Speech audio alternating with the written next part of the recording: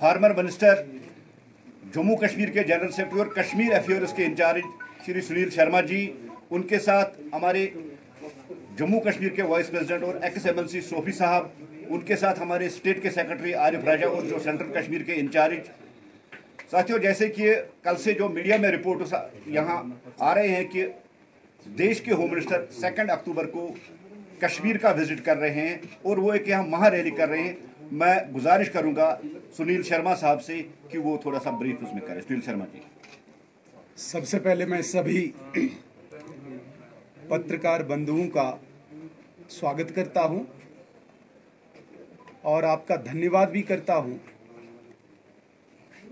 जैसे कि हमारे स्पोक्स पर्सन अल्ताफ ठाकुर साहब ने एक मेगा रैली का संकेत आपको भूमिका में ही दिया, उसी को पूरा विस्तार से आपके समक्ष रखने के लिए मैं यहाँ पे बैठा हूँ। हम सब जानते हैं पूरे कश्मीर में भारतीय जनता पार्टी तथा केंद्रीय सरकार के प्रति बहुत ज़्यादा अपेक्षाएं और उम्मीदें हैं।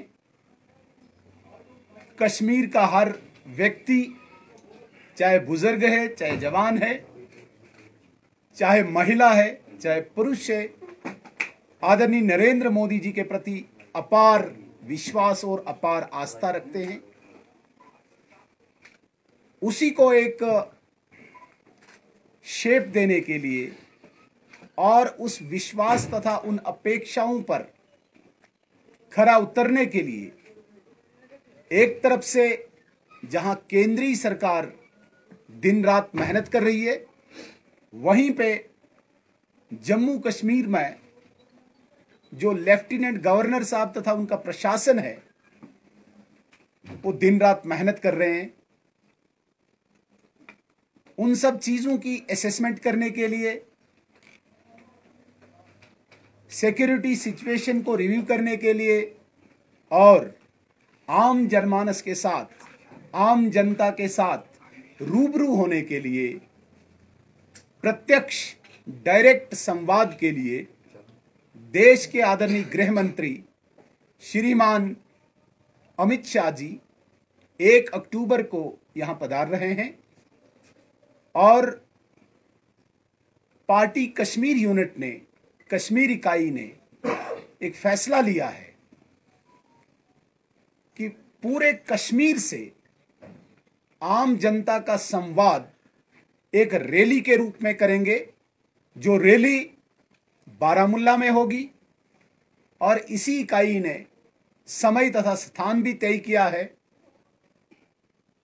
11 बजे बारामुल्ला के टाउन में ये रैली होने जा रही है और इसी रैली की एक विस्तृत जानकारी के लिए आप सबको तकलीफ दी है। जैसा कि हम सब देख रहे हैं सोशल मीडिया में या प्रिंट मीडिया में रैली की इंफॉर्मेशन आ रही है, लेकिन आधिकारिक तौर पर ऑफिशियल हम पहली बार आज इस रैली के बारे में आपको जानकारी दे रहे हैं। ये रैली पूरे कश्मीर की होगी, विशेषकर जो नॉर्थ कश्मीर है वहाँ से ज़्यादा लोग निकलेंगे, लेकिन साउथ कश्मीर भी कहीं पीछे नहीं रहेगा। अनंतनाग से लेके पूरे बारामूला तक आम व्यक्ति आदरणीय अमित शाह जी को सुनने के लिए, संवाद के लिए वहाँ पे इकट्ठे होंगे और जो केंद्रीय सरकार द्वारा इस वक्त विकास के कार्य चल रहे हैं, डेवलपमेंटल एक्टिविटीज चल रही है, उनकी भी जानकारी आम जनमानस को होगी। इसके अतिरिक्त यदि और कोई नए स्टेप्स केंद्रीय सरकार ने उठाए होंगे विकास कार्यों को लेके, उनकी भी जानकारी मिलेगी। मुझे लगता है कि जिस विश्वास के साथ आम कश्मीरी इस वक्त भारतीय जनता पार्टी के साथ जुड़ रहा है, भारतीय जनता पार्टी का केंद्रीय नेतृत्व, सेंट्रल लीडरशिप इस विश्वास को, इस भरोसे को कायम दायम रखने के लिए कश्मीरियों की जो अपेक्षाएं हैं, जो आकांक्षाएं हैं, उनको पूरा करने के लिए ये आदरणीय गृह मंत्री जी का बहुत बड़ा कदम होगा, जो डायरेक्ट कश्मीर की आम जनता के साथ संवाद रैली के रूप में होगी, जो रैली 2 अक्टूबर को यहाँ बारामूला में होने जा रही है। यही जानकारी मैंने आपके समक्ष रखनी थी। इसके अलावा यदि आपने कुछ पूछना होगा तो आप पूछ सकते हैं। सर, 2 अक्टूबर को अमित शाह जी यहाँ बारामूला, आपका कहना है कि आ रहे हैं, बट मीडिया रिपोर्ट पे ये भी आ रहा है कि क्या हम ये समझे कि इलेक्शन आने वाला है तो इलेक्शन कैंपेन स्टार्ट हो? हम बहुत ज़्यादा जगहों पे स्पष्ट कर चुके हैं, जो ये इलेक्शन का प्रोरोगेटिव है, ये एक ऑटोनमस इंडिपेंडेंट इंस्टीट्यूशन के पास है, जिसे इलेक्शन कमीशन ऑफ इंडिया कहा जाता है। इलेक्शन कमीशन ऑफ इंडिया जिस दिन तारीख तय करेगी कि चुनाव हमने कराने हैं, भारतीय जनता पार्टी रेडी है। जहां तक बात आती है, होम मिनिस्टर ऑफ इंडिया 2 अक्टूबर को यहाँ पे आ रहे हैं। वो एक रूटीन विजिट है, हमेशा वो आते रहते हैं। अभी अप्रैल में भी आए थे, उससे पहले पिछले अक्टूबर में भी आए थे। Being home minister of India, वो हर प्रदेश में जा रहे हैं। आज भी इस वक्त बिहार में बहुत बड़ी रैली हो रही है, कल से बिहार में बैठे हैं, और उसी की एक कड़ी में जम्मू कश्मीर में भी आ रहे हैं। इसे चुनाव के साथ जोड़ना मुझे लगता है कि ये ठीक नहीं। शर्मा जी, आपने बिहार की बात की। बिहार में आपको काफी ज्यादा तनकीद का निशाना बनाया गया। उसमें बताया गया कि यहाँ पर अमित शाह की तरफ से वो कॉमेडी शो था जो उन्होंने कल आरजेडीयू के और जेडीयू के मतलब बयान दिए, उस पर क्या कहेंगे आप? मैं बेसिकली अपने दायरे से बाहर नहीं निकलता हूँ। मेरा सब्जेक्ट और मेरा सर्कल आज जम्मू कश्मीर है, और मैं जम्मू कश्मीर में ही सीमित रहना चाहता हूँ। बिहार की किसी भी घटना पे हमारे राष्ट्रीय प्रवक्ता जो हैं, उन्होंने अपनी बात रखी होगी, बिहार के लोगों ने रखी होगी। कश्मीर में बिहार की बात करना ये जायज़ नहीं है, और न ही मैं अधिकृत हूँ, न ही मैं ऑथराइज हूँ बिहार की किसी घटना पे यहाँ से मैं कोई स्टेटमेंट इशू करूँ या कोई बयान। 1 तारीख को आ रहे हैं जम्मू कश्मीर? नहीं, होम मिनिस्टर साहब 30 को ही आएंगे। 1 तारीख राजौरी में बहुत बड़ी मेगा रैली होगी, और वहाँ पे रैली खत्म होने के बाद आदरणीय गृह मंत्री जी कश्मीर आएंगे शाम को, और अगले दिन 2 तारीख उसी राजौरी की मेगा रैली की तर्ज पे बारामूला में भी रैली होगी। जनसभा के अलावा और क्या कार्यक्रम है गृह मंत्री के?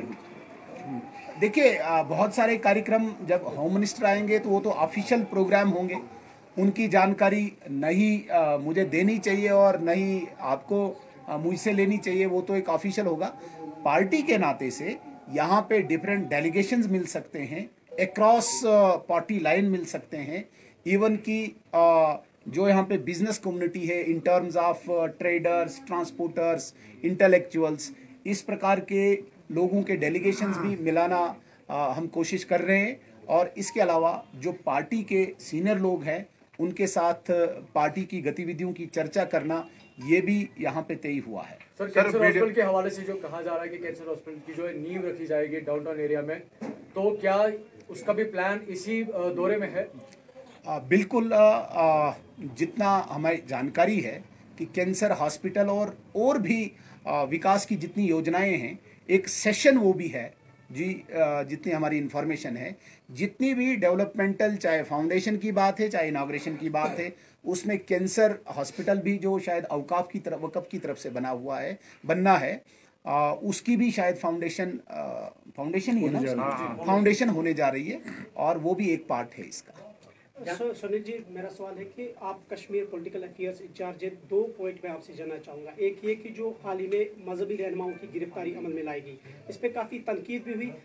एज इंचार्ज आप मुंह को कैसे देखते हैं? दूसरा ये कि जहाँ भी LG का कहीं प्रोग्राम होता है तो वहाँ पे जो मूवमेंट है ट्रैफिक की, वो रोक दी जाती है 1-1 घंटे, आधा घंटे। बहुत अच्छे प्रश्न हैं दोनों। उसमें जो इमरजेंसी पेशेंट्स होता है, कोई डायलिसिस होता है, उन्हें भी वेट करना पड़ता है।